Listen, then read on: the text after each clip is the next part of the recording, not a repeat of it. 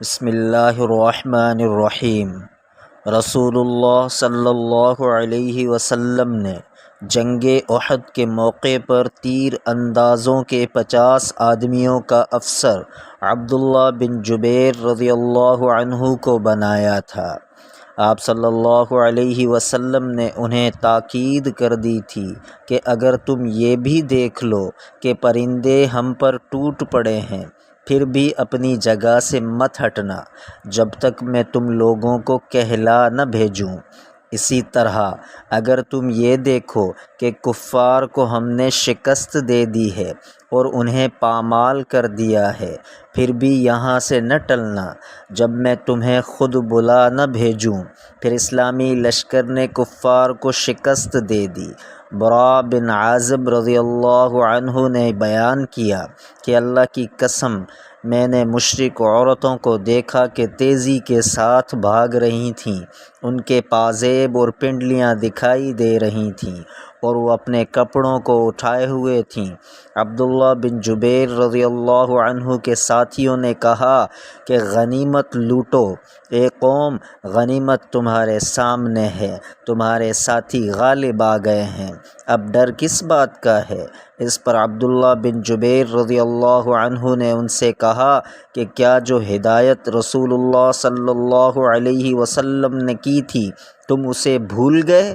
لیکن وہ لوگ اسی پر اڑے رہے کہ دوسرے اصحاب کے ساتھ غنیمت جمع کرنے میں شریک رہیں گے۔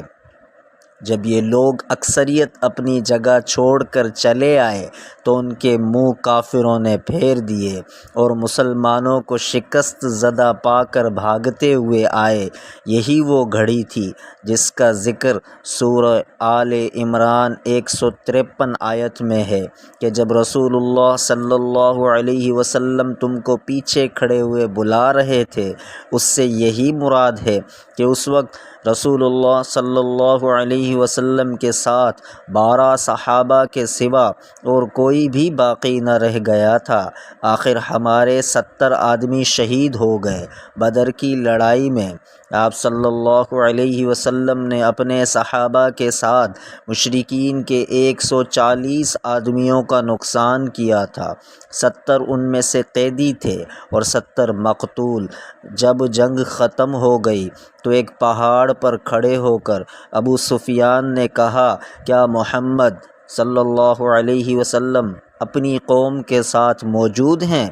3 مرتبہ انہوں نے یہی پوچھا، لیکن نبی کریم صلی اللہ علیہ وسلم نے جواب دینے سے منع فرما دیا تھا۔ پھر انہوں نے پوچھا، کیا ابن ابی قحافہ یعنی ابو بکر رضی اللہ عنہ اپنی قوم میں موجود ہیں؟ یہ سوال بھی 3 مرتبہ کیا۔ پھر پوچھا، ابن خطاب یعنی عمر رضی اللہ عنہ اپنی قوم میں موجود ہیں؟ یہ بھی 3 مرتبہ پوچھا۔ پھر اپنے ساتھیوں کی طرف مڑ کر کہنے لگے کہ یہ تینوں قتل ہو چکے ہیں۔ اس پر عمر رضی اللہ عنہ سے نہ رہا گیا اور آپ بول پڑے کہ اے اللہ کے دشمن، اللہ گواہ ہے کہ تو جھوٹ بول رہا ہے، جن کے تو نے ابھی نام لیے تھے وہ سب زندہ ہیں اور ابھی تیرا برا دن آنے والا ہے۔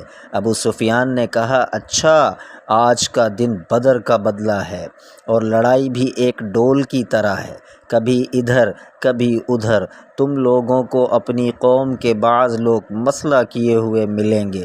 میں نے اس طرح کا کوئی حکم اپنے آدمیوں کو نہیں دیا تھا، لیکن مجھے ان کا یہ عمل برا بھی نہیں معلوم ہوا۔ اس کے بعد وہ فخریہ رجز پڑھنے لگا۔ حبل یعنی بت کا نام بلند رہے۔ آپ صلی اللہ علیہ وسلم نے فرمایا، تم لوگ اس کا جواب کیوں نہیں دیتے؟ صحابہ رضی اللہ عنہم نے پوچھا، ہم اس کے جواب میں کیا کہیں یا رسول اللہ؟ آپ صلی اللہ علیہ وسلم نے فرمایا، کہو کہ اللہ سب سے بلند اور سب سے بڑا بزرگ ہے۔ ابو سفیان نے کہا کہ ہمارا مددگار عزا یہ بھی بت ہے اور تمہارا کوئی بھی نہیں۔ آپ صلی اللہ علیہ وسلم نے فرمایا، جواب کیوں نہیں دیتے؟ صحابہ نے عرض کیا، یا رسول اللہ، اس کا جواب کیا دیا جائے؟ آپ صلی اللہ علیہ وسلم نے فرمایا، کہو اللہ ہمارا حامی ہے اور تمہارا حامی کوئی نہیں۔ جزاکم اللہ۔ کتاب جہاد کے بیان سے، صحیح البخاری، حدیث نمبر 3039۔